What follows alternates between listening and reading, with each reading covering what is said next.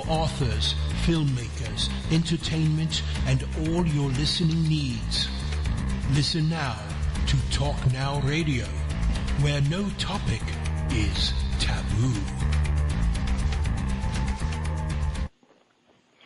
Hello, everyone. Welcome to Talk Now Radio. This is your host, Royce the Redneck Radio Man.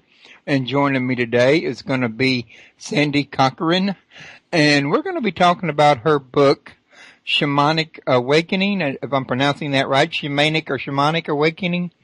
Shamanic, yeah. Shamanic, okay. And this is going to be her first time on my show, so I hope she enjoys it here. If anybody wants to call in and ask questions, pardon me, folks, the number's at the top of the page. It's 832-632-7904. And you can also ask questions in chat. And if you'd like to learn a little bit more about her website is www.starwalkervisions.com. And before we get the show on the road, I want to remind everybody once again that Talk Now Radio is listener supported, and your support does help keep the sponsors out so that we can bring, information to you that a lot of sponsors may not want to sponsor us if they decided they didn't like the information that was being put out. So, Sandy, how are you doing today? I'm doing fine. And yourself, Royce? Oh, I'm doing great. I'm having a pretty good day today so far. So, I wanted to ask you real quickly, I get this show off the road with, why don't you tell the listeners a little something about yourself and what it was that kind of led you to write about this Shamanic Awakening? Okay. Well, I was a special needs educator, and I was doing what my parents considered some fairly normal work, and I lost my first daughter. She died after open heart surgery at 18 months old, and I was devastated, as any parent who has had that horrible thing happen, whether the child is a young child or an older child. We never expect to outlive our children. And at that point, I was approached randomly by some Native American women at different points in my life who said that they were here to teach me. And in that process of the grief, which I consider the darkness I was in, along with some very deep subsequent losses that happened in my life, these indigenous wisdom keepers taught me what they knew about their traditions and their ceremonies, and actually put my feet back onto a place of being able to walk more into daylight. And that's how the book got its title.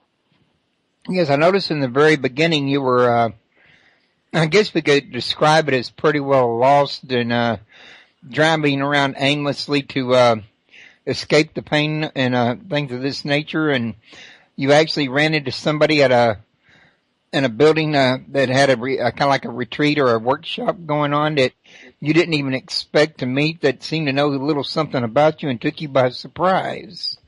Yes, I used to, in the weeks that followed my daughter's death, I would just go out and drive aimlessly around to kind of, in my solace and my grief, to kind of hide from the world and kind of shutter myself in the car. And on this particular evening, it was raining very heavily, and I had to use the facilities.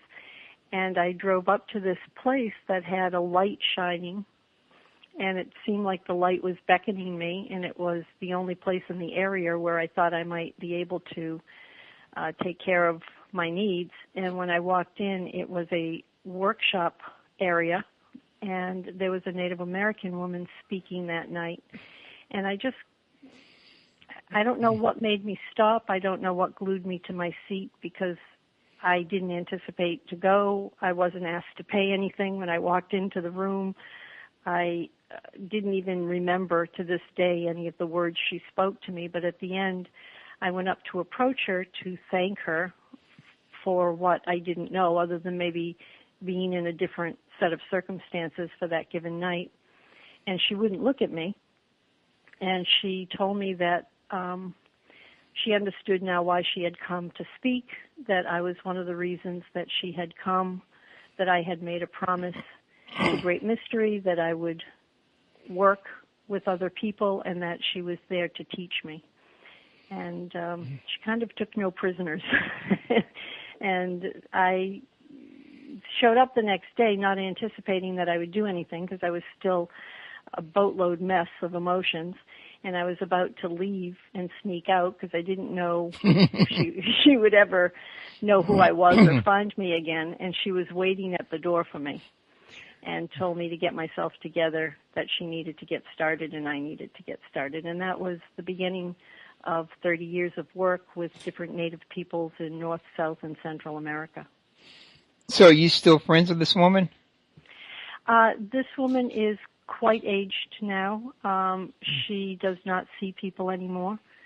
All my other mentors have passed away. They were all quite old when I met them. They were all in their late 70s, early 80s, 90s, and they have all passed away.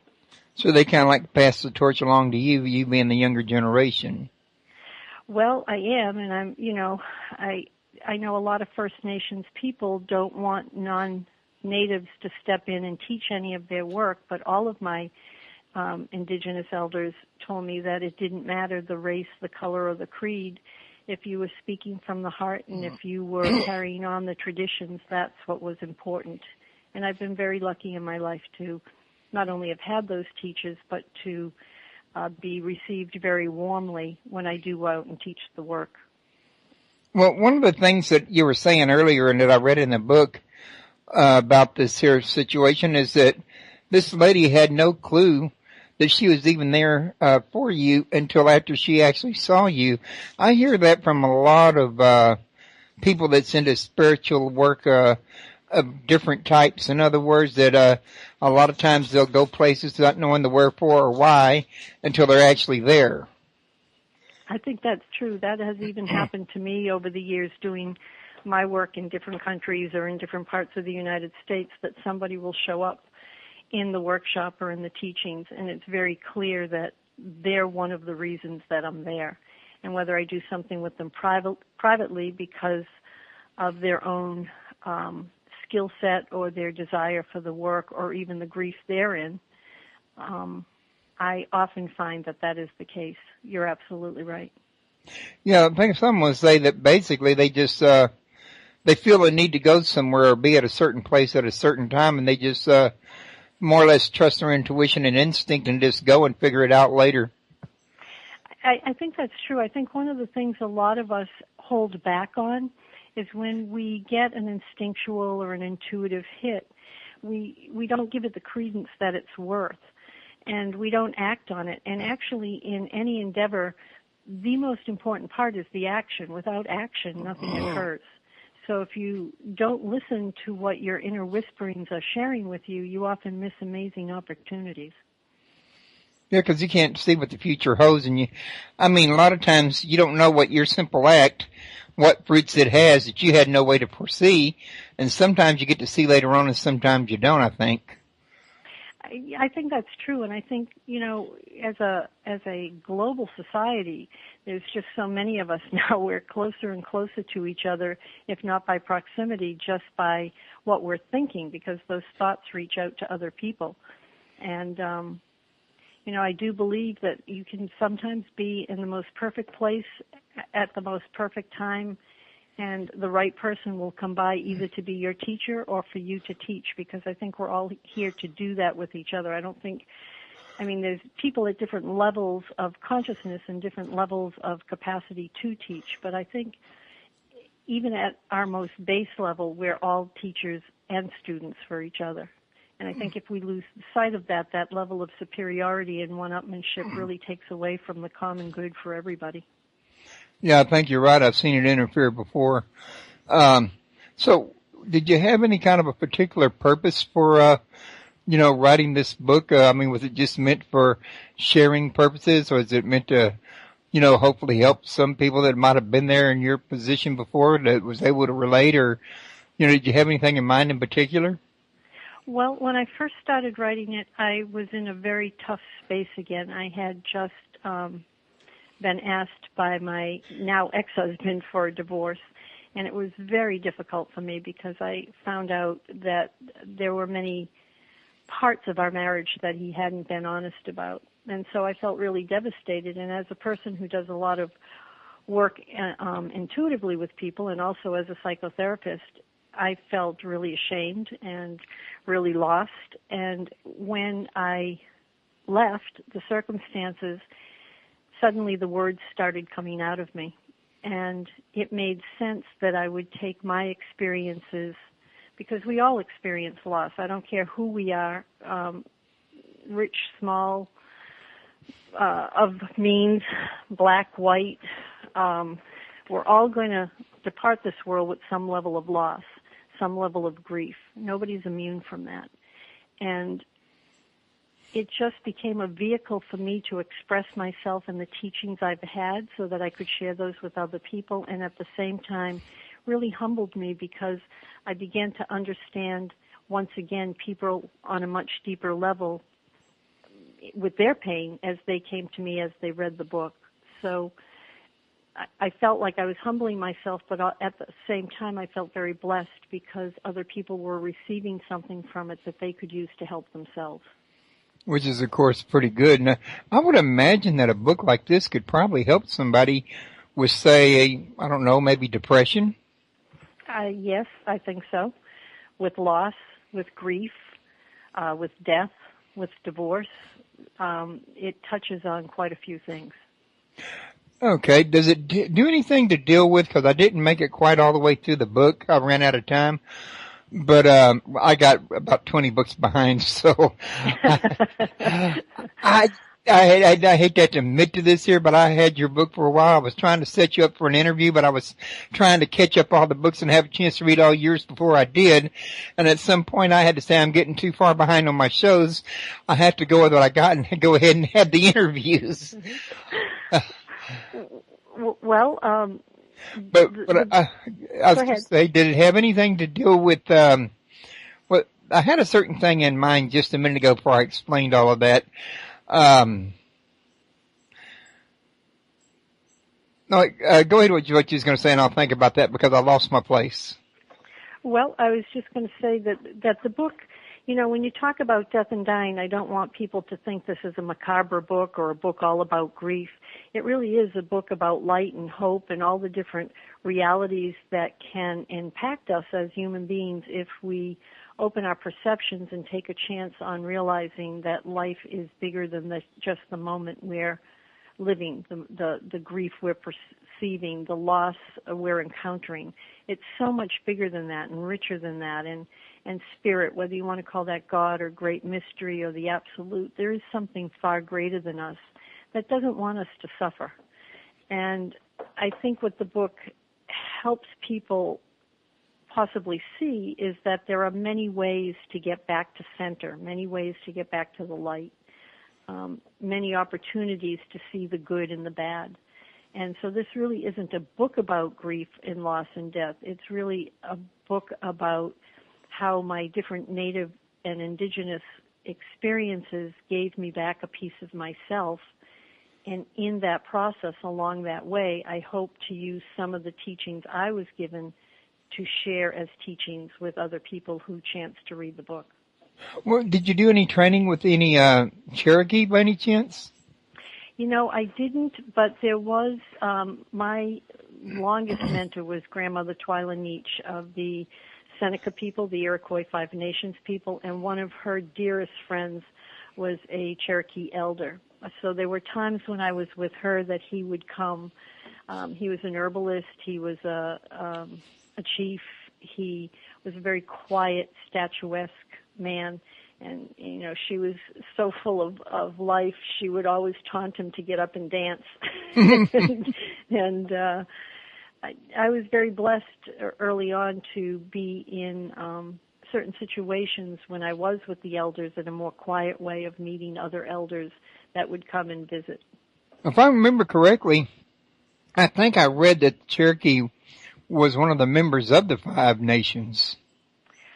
They were moved. Unfortunately, the people, and that's how any of the indigenous tribes speak of themselves as the people, they were a group that was moved so often to, you know, between the Trail of Tears and moved out of New England down to the Carolinas, and they were a very strong, noble people, and They really had a very hard time of it. Yeah, that's what I heard too. But now, when dealing with Native Americans, don't the biggest majority of the tribes have their own shamans? Yes, every indigenous group has its own elders, its own herbalist, its own medicine men, its own medicine women. What started happening in the 70s and 80s where different Native people came into the circuit to start to teach other people who came to them from the outside world.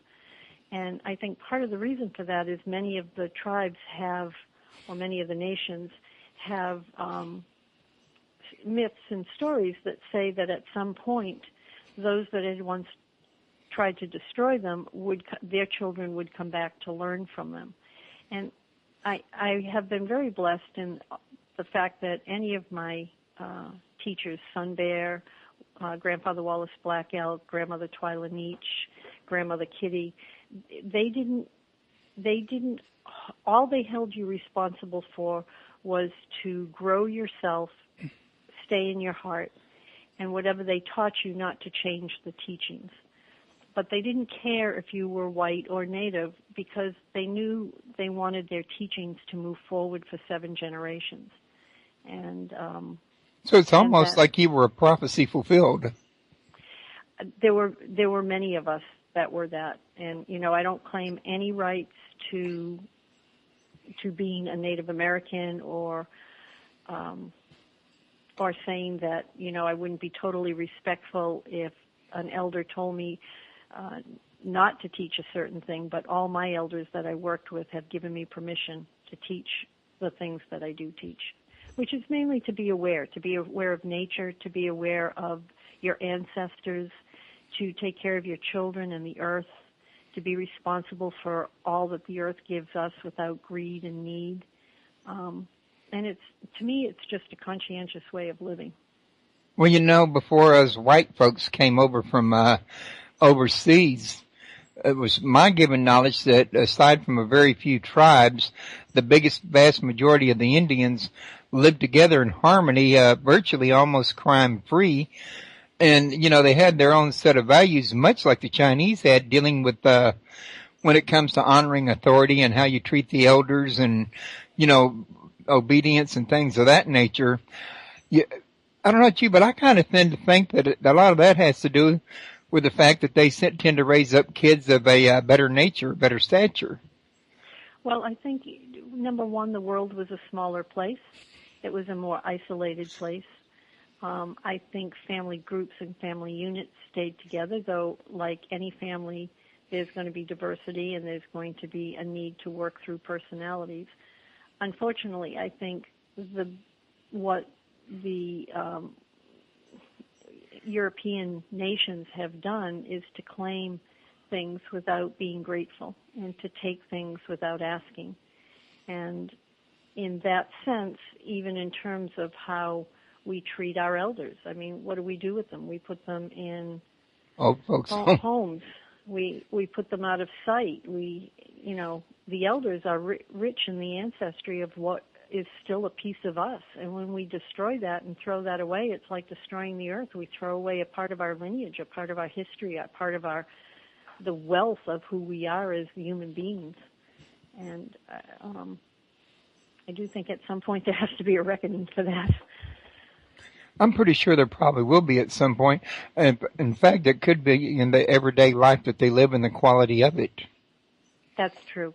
That's true. You see more and more people who are frightened and afraid, and yet on the same hand, I run across people worldwide who the most important thing they want is to just have their children have a safe place and food on their table and be warm. So I think at our most basic and human place, we all have the same desires and needs. It's when that sense of lack and limitation that somebody else's light or need is shining brighter than ours that we get fearful, and that's when we start to take instead of give. I think there's a lot of truth in that. Now, out of curiosity, what exactly would you say would be the job description of a shaman? Well, first of all, the word shaman comes from the Russian Tuntsik language, and even though it's entered the natural lexicon of the world at this point, native elders never called themselves medicine men or healers or even shaman. That was a designation that the people gave them in recognition for the work that they did and the abilities and skill sets they had. But I think at its core, somebody who works in the realms of inter and multidimensional space, which is how I mean, I don't call myself a shaman. I do shamanic work, but I don't consider myself a shaman. I would never call myself that, just out of respect. But I think somebody who works in those realms is able to work with nature, with the elements. They have to be accountable because what you put out comes back to you. They have to work from a line that moves from their heart to their head because we need both compassion and empathy as well as logic and focus. So I think, somebody who works in that domain is able to work with both the shadow and the light. And I think the biggest thing for all human beings to look at is their shadow side. So many of us pretend it's not there, or we've hidden it, or nobody else can see it, and yet by nature of not addressing our shadow and making it our ally and learning from it, because at some point it can be very supportive, by the very nature of trying to hide it and deny it, that's all that people see. And I think a shaman is really very clear at being able to pick up on that quickly. Now, notice you kept calling this the shadow side. I'm assuming that you're referring to what most of us refer to as the ego. Is that correct? Not just the ego. I think we all need our ego in this everyday reality to survive. Without an ego, we would collapse. But I think the shadow side is more the wounds and the places where we hide our lack and limitation, or the places that we deny exist within us. I mean, in a given moment, in any situation, I think it is quite reasonable to say that any human being can turn to love and any human being can turn to hate. I think holding yourself in check, given the circumstances that are happening, and approaching that situation from a place where you're still coming from your heart, still coming from light and, for lack of a better word, divinity, without sounding grandiose in any way, I think that we all have the capability to be uncentered and to get knocked off course. And instead of accepting that and looking that square in the eye and forgiving ourselves for how we had to learn the lesson, I think what ends up happening is a lot of people deny and bully and abuse, and that really is what the shadow's about. It's all those uncontested parts of ourselves that are afraid to step into the light and say at any given moment, that could be me. But what they do is act out in order to protect themselves from being seen. Right. And yet, Royce, I mean, you've met probably lots of people in your life. You know when somebody's BSing you. You know when somebody is doing one thing and actually saying something else out of the other side of their mouth. I mean, it's a vibration. Language is just a vibration, and when the vibration isn't in tune with the integrity, that is felt by other people. Well, yeah, you can even feel something even if you can't see something or smell it or hear it. Exactly. You ever be talking to somebody and you never really know quite why, but it just doesn't seem like something's jiving like it should jive, and you go away from that conversation wondering what it was you might have missed? Or what it was they missed. But I think a lot of times that's your own intuition trying to tell you something's amiss, and maybe a lot of times it's up to you to figure out what it is, though. Yes, I agree with that. And nobody else is going to give you that gift. That gift resides in all of us, to many in greater or lesser degrees, because it's like a foreign language.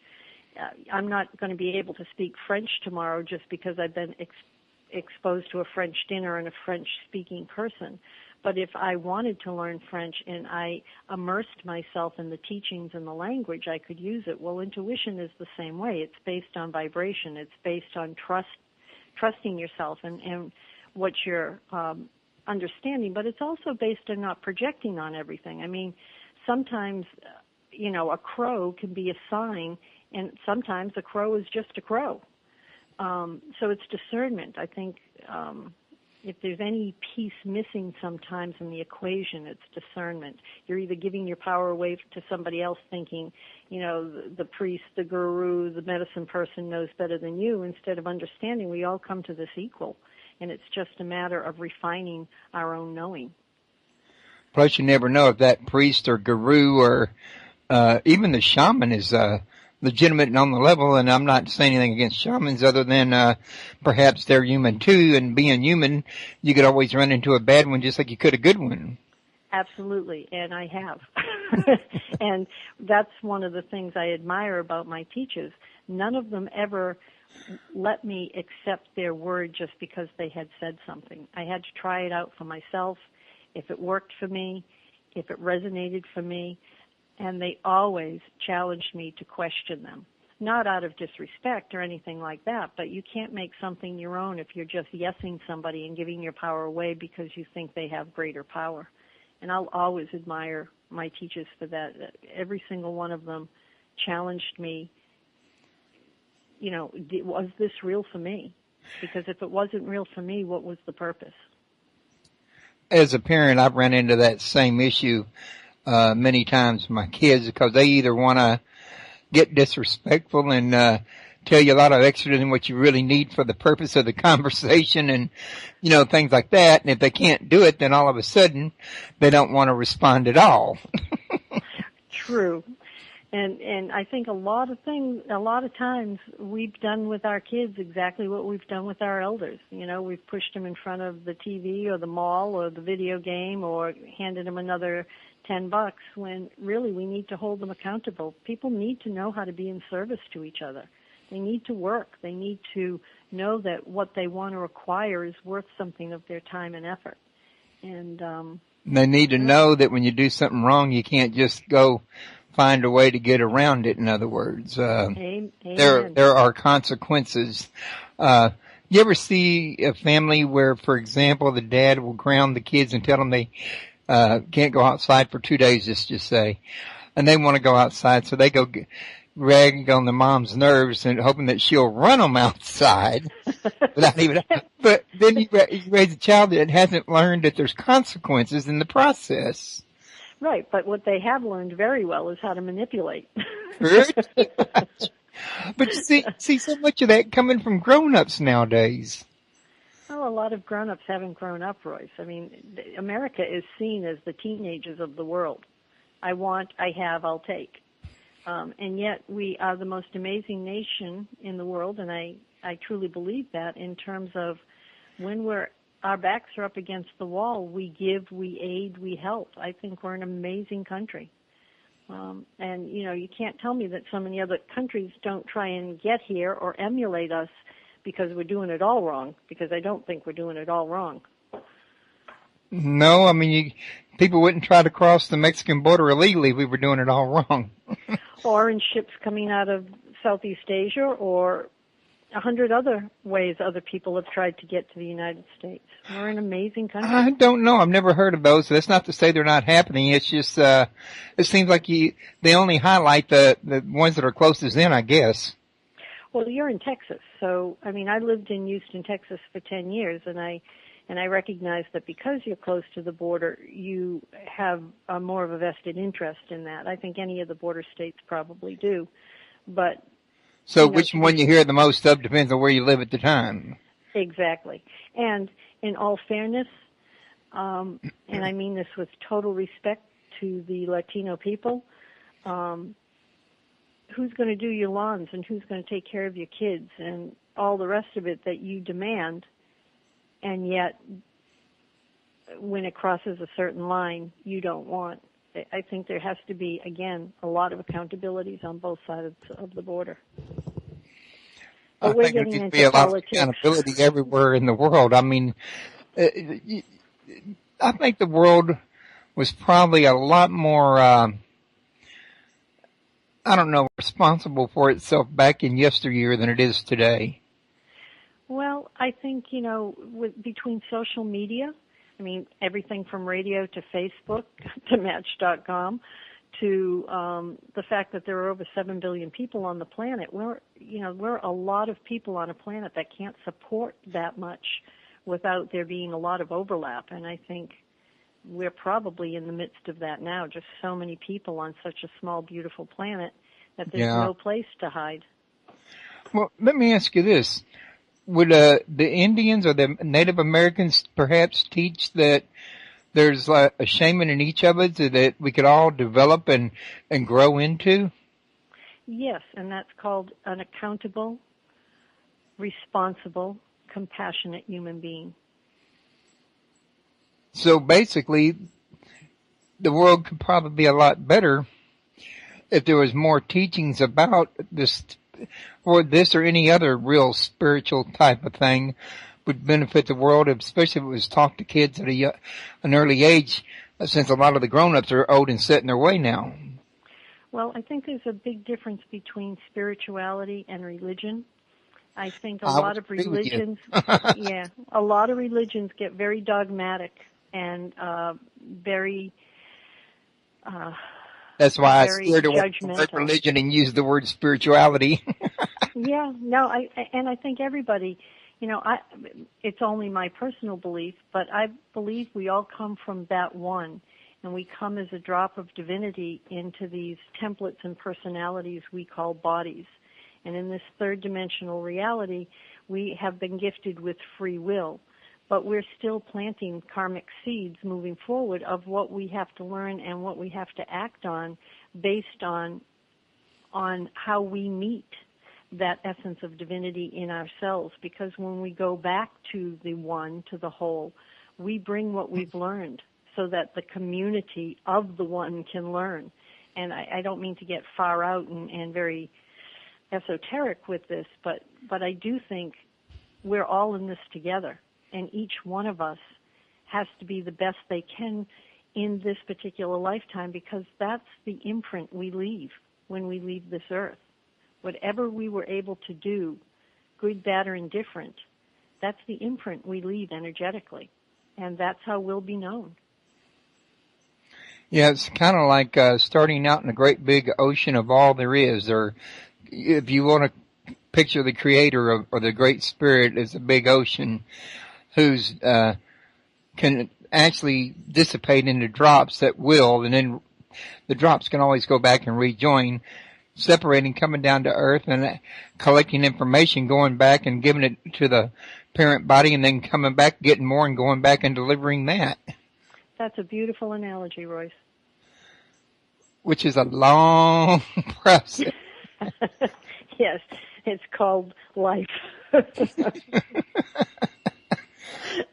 But I did deliberately use the word spirituality because, well, I used to teach Sunday school. I don't anymore. My dad was a preacher. He's passed on now. And I'm very familiar with religion, but I'm also very familiar with spirituality, and they are very different in my books as well. I would advise to stay away from anything dogmatic. Yeah, and I would advise that all of us can get to a much more compassionate place when we forgive ourselves for how we've had to learn our lessons and don't do it again. Because to me, that's the sin, when you knowingly do it again, when you know it's not right. And I think we all have the capacity to be accountable for that. Well, maybe accountable, but do we all have the capacity to remember from one day to the next? I mean, I've known a person that would step in a puddle of water on the ground and touch the washer and get shocked, and then the next day turn around and make the same mistake and get shocked again. That leads me to ask, is everybody capable of remembering their mistakes from day to day? Depends on how much they want to be shocked. In the native tradition, that's called coyote medicine. Coyote crossed the street and got hit by a car and said, let me cross the street and see what happens, and gets hit by a car going the other way. It's, coyote medicine, you just don't learn the lesson. And yeah, we can all make that choice too, but at its core, it's always a choice. So you're pretty well sure then that they do have the ability to learn, but there's some reason choosing not to, or they're just choosing not to think at all. Yeah, choosing not to follow the storyline through to see what's going to happen, and kind of repeating and repeating and repeating the issue, because it just takes that person longer to learn the lesson. I mean, there are gradations of gray. I mean, because somebody's in the 8th grade, they can't blame somebody who's in the 3rd grade for not getting the lesson. But if both people are in the 8th grade and somebody's stepping in the puddle and putting his finger in the wall socket, that's a pretty silly person. Yeah, it is. But I have seen several people in that life that it seemed like would just continually keep doing that, and I heard people call them their own worst enemy. Yeah, I think a lot of people self-sabotage. I really do. Never understood the concept, but I think it does seem to happen. I know me personally, if I can't fathom it, I don't doubt very seriously I'd actually follow through on it myself. I mean, for me, pain's a good motivator.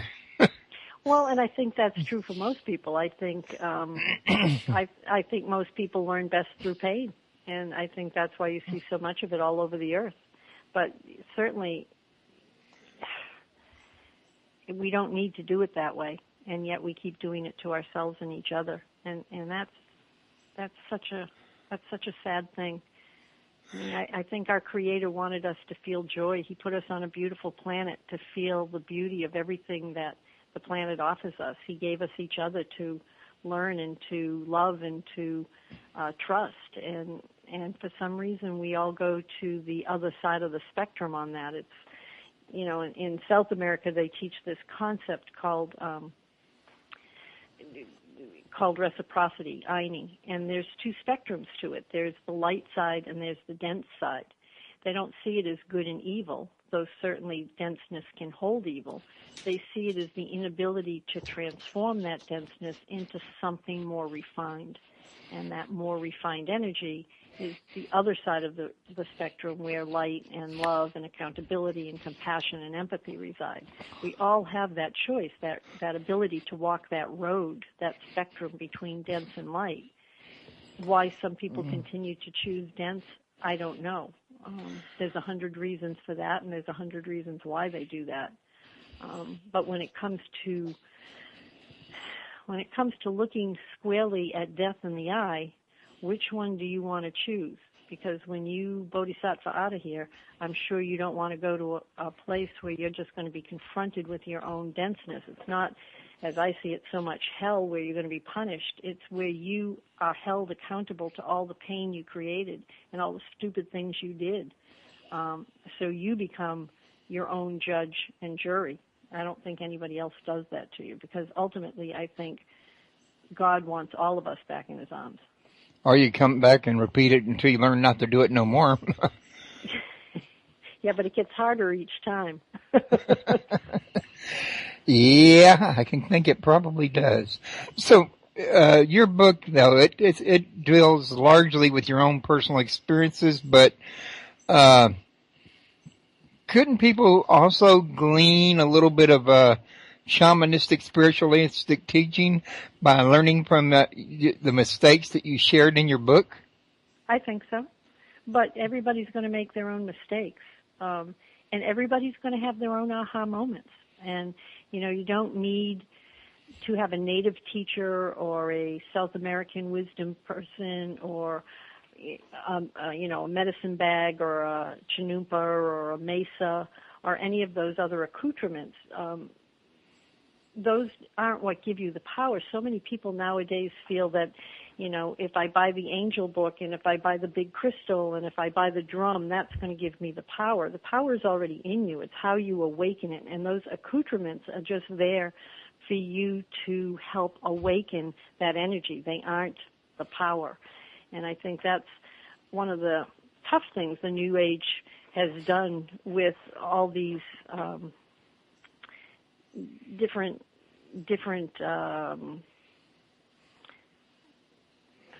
doctrines. Well, no, the different tools everybody uses. Right. to be the healer, to be the angel reader, to be the crystal healer. Many years before he died, and I was sitting with Sun Bear, one of the things he said is, if you can't do your work stark naked in the middle of the desert without your drum and your fancy feather or your pipe, you're not the healer. You're only the owner of a very fancy drum or chinoopa or feather. In other words, that's not what gives you the power. The empowerment comes from standing in your center and doing and making the choices that help bring more refined energy into the world and helping each other get to that point. In Peru, there's another story where if you and I run to the top of the mountain, the way it has to work is I teach you how to beat me the next time. Because to be a strong community, we have to help each other climb on each other's shoulders to be stronger as a group of people, not as individuals. That the reward lies in the community or the family reaching the goal in some capacity together, not one person doing it and getting all the glory or all the money or all the acknowledgement. I was just listening to you and passages from the Bible, and bear in mind I'm not into religion anymore, but I still don't think the Bible is totally 100% flawed. I think it's got some good teaching and some add-ins in there both. Just kind of got to figure out which is which. But one of the things I keep remembering is Jesus' teachings about faith, and it was dawning on me while I was listening to you that he would never once anywhere in the New Testament healed anybody unless their faith was there first. They, according to your faith, let it be done unto you, for example. And you were telling me about all you own is that feather and that drum, that fancy drum, etc. And I got to thinking, you know what? A shaman's probably the same as Jesus. They don't really have the power to heal you either.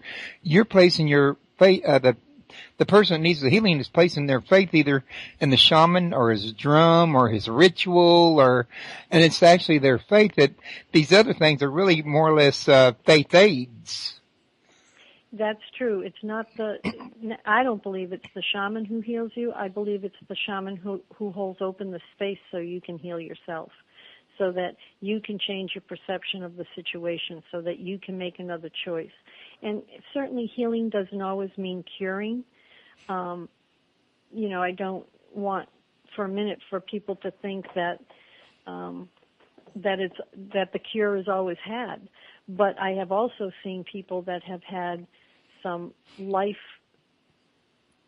terminal illnesses be cured, and it's not because necessarily the shaman did it. It's because it brought you to that place within yourself where you could shift the perception or the hurt or the wound or whatever it was.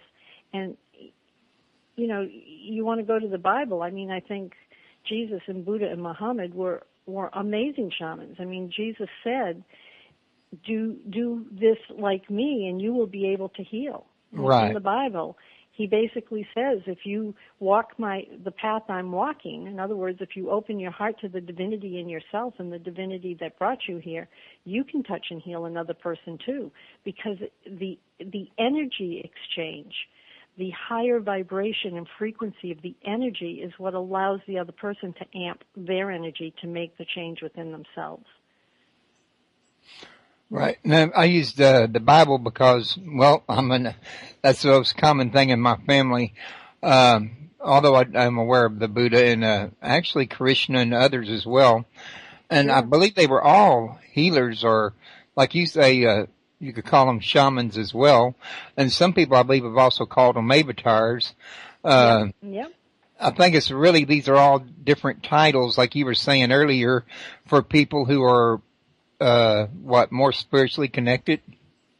Yeah, and vibrate at a higher frequency where they're connected with their own divinity. I really believe that there are avatars among us that, Mother Teresa was a primary example of somebody who walked her talk. and I don't think you have to live in the ghettos of India to do that, but I do think there are people that work from a higher vibration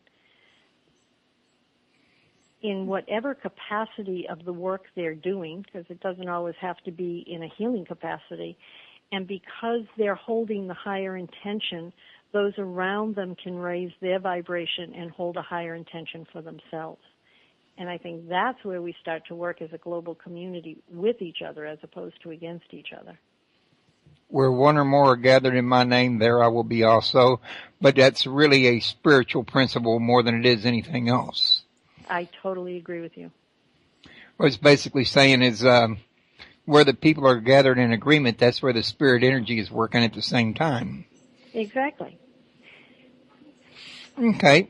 I saw we got about 14 minutes remaining. Now, I don't want to let you escape without making sure that you got a chance to tell everybody everything you wanted them to know about your book. So is there anything that you'd like to cover?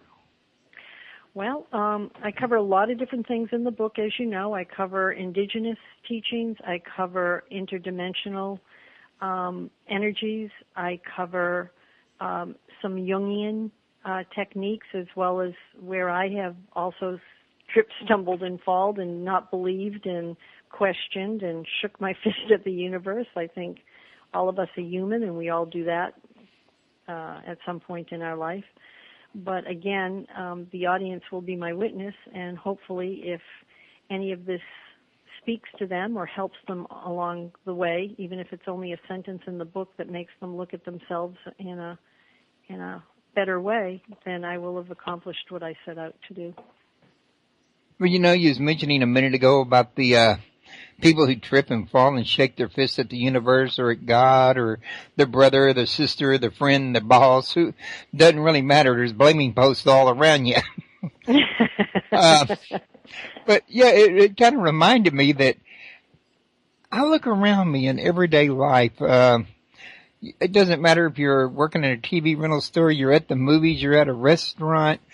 You could be overhearing conversations at other tables where people are talking loudly, and you'll hear people pointing fingers everywhere you go. It's an almost constant flow of conversation, it seems like. Yeah, and I think that's because so many people are afraid to claim accountability. You know, I can't change you. I can only change me. But when I agree that some of the things I'm doing don't feel right, don't get the right responses, when I take responsibility for that and change me, then it changes how you react to me. And if you stay on the opposite side of the fence and keep, you know, shooting spitballs at each other, you're just going to have a big wad of wet. You're not going to have any change. Or you'll have a change for the worse. But, you know, the only change you can make is the change in yourself. And one of the questions my teacher would ask me, one of my teachers would ask me all the time, Graham Twy again, who was my strongest mentor, she would ask me every morning when I wake up to ask myself, are you happy? If the answer was yes, then you do something kind for somebody else that day. Maybe you smile at the man in the toll booth, or you bring cookies to your neighbor, or you try very hard that day not to judge somebody else, something nobody else would know but you. But if you wake up in the morning and the question is asked, are you happy, and you say no, then what is it you have to change in that day, in that moment? Because what we create today is what we're going to experience tomorrow. It's not about what's going to come next year, next month, 10 years from now. What we do today is what's going to create that. So if I'm not happy today, the only thing I can do is make some changes, even if it's just baby steps. Sometimes it's not always convenient. Sometimes we don't like it. But if you don't try, what's the point? Well, you know, Sandy, I was just thinking, though, that really goes deeper than just simply your everyday actions and whether or not you smile at somebody or help a guy that's stranded on the side of the road or something.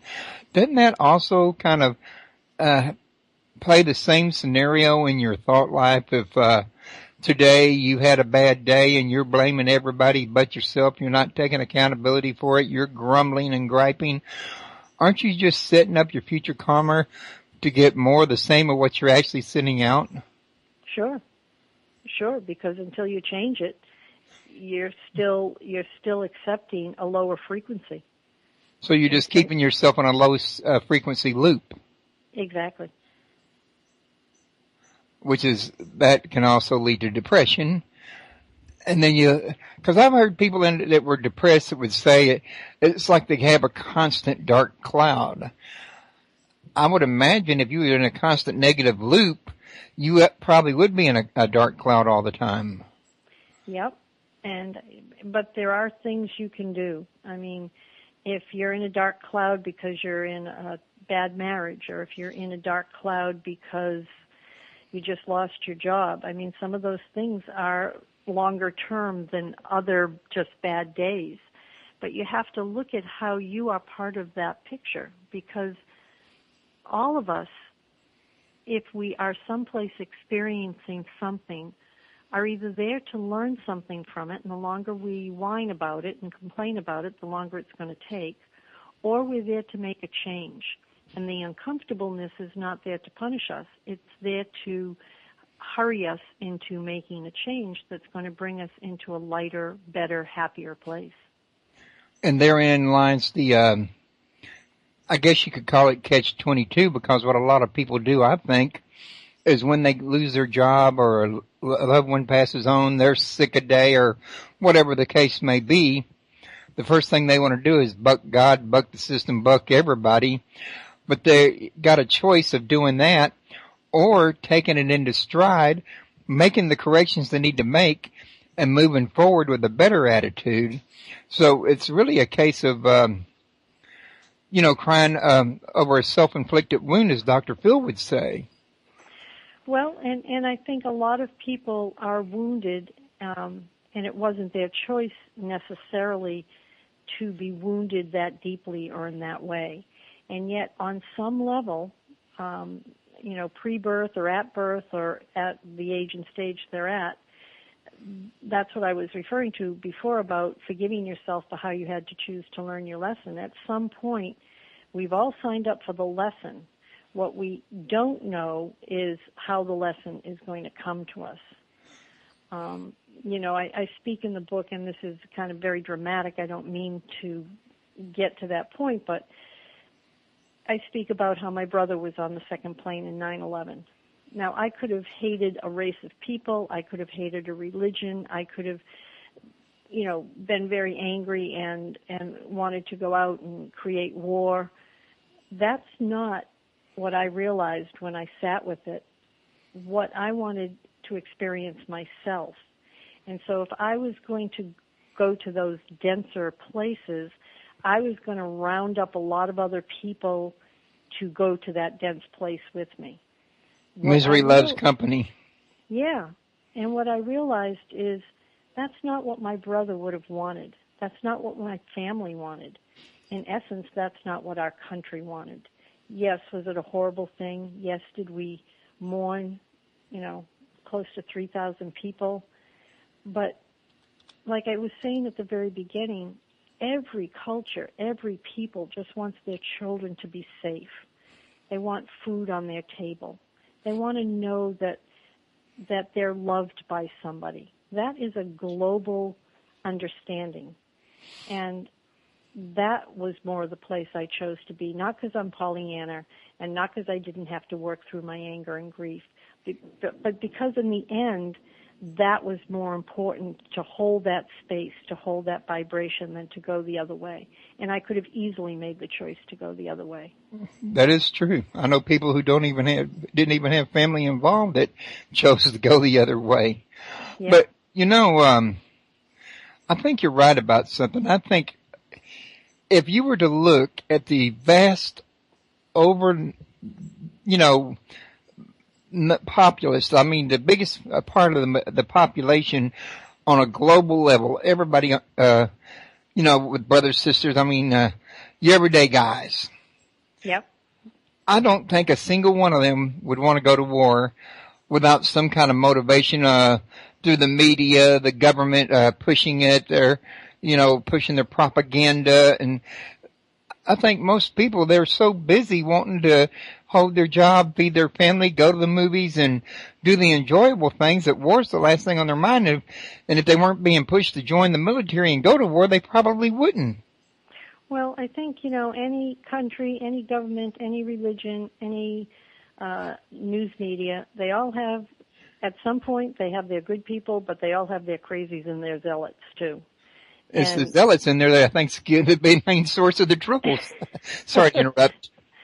Again, not speaking from my own history, but from Native history, you asked about the Cherokee people were called the Solfeggio people. It's funny because we called them Apaches, but the Apache people were the Tenay people. The Crows, who were the scouts for the cavalry, when the Tenay people went by, would say Apache, because that was their word for enemy. Well, the Solfeggio people, it was the grandmothers, it was the women who decided whether or not the tribes went to war, because those were their children and those sons and the other women's sons from the other tribes that were going to be hurt. So unless it was really mandatory, the woman never allowed the tribes to go to war. I think we need more women in charge, Royce. Well, at least in charge of the Defense Department. Because I think you make a valid point. Most any mother would be hesitant to go to war with their own children. Exactly. Or their own grandchildren. Men are some callous people. Well, I don't want to slight men. I think men get a tough role in life too. I mean, they're meant to be protectors and they're meant to be gatherers, and sometimes they're just trying to do their role. But I don't know. I think our soldiers are so needed, and yet we do so much to just face them and not help them when they come back and need it. It's a very terrible thing. Oh, it is sad to think of how veterans get treated. And I'm a veteran myself, and I usually get treated pretty good most of the time. I mean, here in Texas, veterans get treated a lot better than they do in other places, in other words. But I think it's sad the way some of them in some places get treated. And a lot of people have actually blamed the veterans for the wars, and the veterans didn't start anything. They were available to protect their country. It's the governments that start the wars. That's right. And it's generally not even over, it's not generally over what we're told it's over. We send these young men, these young, vibrant men with families, or in the beginnings of wanting a family, we send them off. They lose limbs and their minds and go into post-traumatic stress, and how do we help them? We don't, because they end up beggars on the street. They become a commodity. That never should have been put on the street to begin with. No, it's exactly what we do to our elders. It's exactly what we're doing with our children. We are no longer families and communities. We're just a bunch of people looking for what? Loving all the wrong places? Yeah, there's no spirit attachment anymore. Yeah, I tend to agree with you. I think that's one of the biggest problems is people lost contact with their spirit years ago, and most of their actions are based going off their emotions and their egos. Yeah. And it created a huge imbalance. Yes, I think there is a huge imbalance, and I think it starts, up at the top. It starts with the heads of the families, and then it starts with the heads of the states, and then the heads of the larger governments and the heads of the countries. I mean, people need to start to learn to act from their egos, from their hearts, not from their egos. Right. I'm about to say, not the egos. But our show is 8 o'clock. I want to thank you for coming on the show. I want to remind everybody else, once again, that you can learn more about her at www.starwalkervisions.com. And I'm going to be posting this to YouTube probably most likely tomorrow, unless something occupies my time. And I'll be posting this to my archive as well. It's going to take me a little time, folks, to put her picture with my picture into the movie maker and to turn it into a video instead of just a audio format, since YouTube won't take it unless it's in video format. But tomorrow, the next day, I should be able to get it up. And Sandy, I'll be sending you links to the archives. There'll be 3 of them. And okay. Hopefully, with luck, when you get ready to have some more information for my listeners, you'll be willing to come back. I would love that. And I was so honored that you asked me to join you tonight, Royce. I really thank you very, very much. And I thank your listeners for taking the time to listen to some of the things I might have said. Okay. I hope that you hear from some of these listeners as well. But I can tell you right now, the biggest part of them are going to hear you in the archives. My show here at the site does not get near as many live listeners as the show I do at Revolution Radio gets. Okay. This one gets mostly archives. That one gets mostly live. I think it's because they have like 60 shows there every day, every 24 hours. So there's always a live show. Over here it's just mine, and it's on Tuesdays and Wednesdays and Saturdays. So it's easier to go to one where you're going to have something there every time you go there. In other words. Sure. Well, anytime in the future, and I wish you very, very well as you move forward, and I thank you again. All right, we thank you very much, and everybody, y'all have a good night. Don't forget to come see me tomorrow. I'll be talking to Tamarack Sung, and his us hold back on is when we get an instinctual or an intuitive hit, we don't give it the credence that it's worth, and we don't act on it. And actually, in any endeavor, the most important part is the action. Without action, nothing occurs. So if you don't listen to what your inner whisperings are sharing with you, you often miss amazing opportunities. Yeah, because you can't see what the future holds. And a lot of times you don't know what your simple act, what fruits it has that you had no way to foresee. And sometimes you get to see later on and sometimes you don't, I think. I think that's true, and I think, as a global society, there's just so many of us now. We're closer and closer to each other, if not by proximity, just by what we're thinking, because those thoughts reach out to other people. And, I do believe that you can sometimes be in the most perfect place at the most perfect time, and the right person will come by either to be your teacher or for you to teach, because I think we're all here to do that with each other. There's people at different levels of consciousness and different levels of capacity to teach, but I think even at our most base level, we're all teachers and students for each other. And I think if we lose sight of that level of superiority and one-upmanship really takes away from the common good for everybody. Yeah, I think you're right. I've seen it interfere before. So did you have any kind of a particular purpose for, writing this book? Was it just meant for sharing purposes, or is it meant to, hopefully help some people that might have been there in your position before that was able to relate, or, did you have anything in mind in particular? Well, when I first started writing it, I was in a very tough space again. I had just, in their late 70s, early 80s, 90s, and they have all passed away. So they kind of like pass the torch along to you being the younger generation.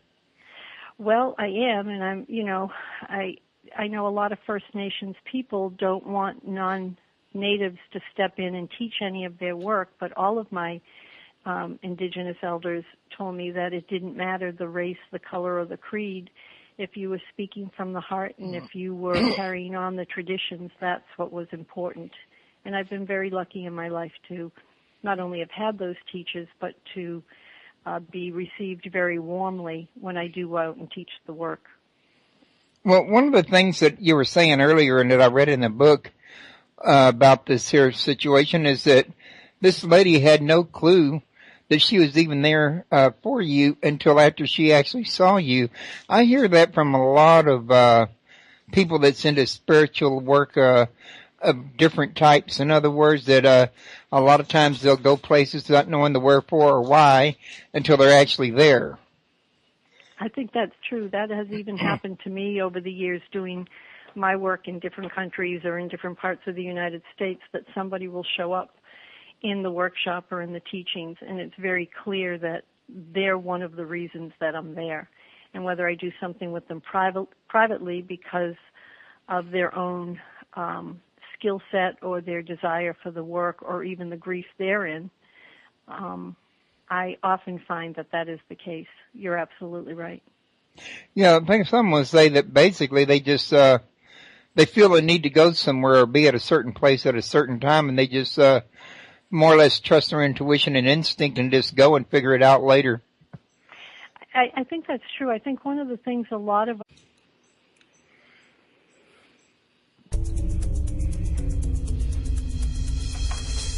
for authors, filmmakers, entertainment, and all your listening needs. Listen now to Talk Now Radio, where no topic is taboo. Hello, everyone. Welcome to Talk Now Radio. This is your host, Royce the Redneck Radio Man. And joining me today is going to be Sandy Cochran. And we're going to be talking about her book, Shamanic Awakening, if I'm pronouncing that right, Shamanic Awakening? Shamanic, yeah. Shamanic, okay. And this is going to be her first time on my show, so I hope she enjoys it here. If anybody wants to call in and ask questions, pardon me, folks, the number's at the top of the page. It's 832-632-7904. And you can also ask questions in chat. And if you'd like to learn a little bit more about her website is www.starwalkervisions.com. And before we get the show on the road, I want to remind everybody once again that Talk Now Radio is listener supported, and your support does help keep the sponsors out so that we can bring, information to you that a lot of sponsors may not want to sponsor us if they decided they didn't like the information that was being put out. So, Sandy, how are you doing today? I'm doing fine. And yourself, Royce? Oh, I'm doing great. I'm having a pretty good day today so far. So, I wanted to ask you real quickly, I get this show off the road with, why don't you tell the listeners a little something about yourself and what it was that kind of led you to write about this Shamanic Awakening? Okay. Well, I was a special needs educator, and I was doing what my parents considered some fairly normal work. And I lost my first daughter. She died after open heart surgery at 18 months old. And I was devastated, as any parent who has had that horrible thing happen, whether the child is a young child or an older child. We never expect to outlive our children. And at that point, I was approached randomly by some Native American women at different points in my life who said that they were here to teach me.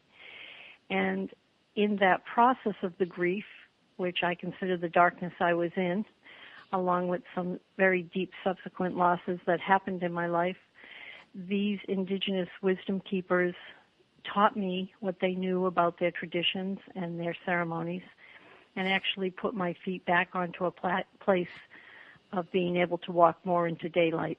And that's how the book got its title. Yes, I noticed in the very beginning you were, I guess we could describe it as pretty well lost and driving around aimlessly to escape the pain and things of this nature. And you actually ran into somebody in a building that had a kind of like a retreat or a workshop going on that you didn't even expect to meet, that seemed to know a little something about you and took you by surprise. Yes, I used to, in the weeks that followed my daughter's death, I would just go out and drive aimlessly around to kind of, in my solace and my grief, to kind of hide from the world and kind of shutter myself in the car. And on this particular evening, it was raining very heavily, and I had to use the facilities. And I drove up to this place that had a light shining, and it seemed like the light was beckoning me, and it was the only place in the area where I thought I might be able to take care of my needs. And when I walked in, it was a workshop area, and there was a Native American woman speaking that night. And I don't know what made me stop. I don't know what glued me to my seat, because I didn't anticipate to go. I wasn't asked to pay anything when I walked into the room. I didn't even remember to this day any of the words she spoke to me, but at the end I went up to approach her to thank her for what I didn't know, other than maybe being in a different set of circumstances for that given night. And she wouldn't look at me. And she told me that she understood now why she had come to speak, that I was one of the reasons that she had come, that I had made a promise, a great mystery, that I would work with other people, and that she was there to teach me. And she kind of took no prisoners. And I showed up the next day not anticipating that I would do anything, because I was still a boatload mess of emotions. And I was about to leave and sneak out because I didn't know if she would ever know who I was or find me again. And she was waiting at the door for me and told me to get myself together, that she needed to get started and I needed to get started. And that was the beginning of 30 years of work with different Native peoples in North, South, and Central America. So are you still friends with this woman? This woman is quite aged now. She does not see people anymore. All my other mentors have passed away. They were all quite old when I met them. They were all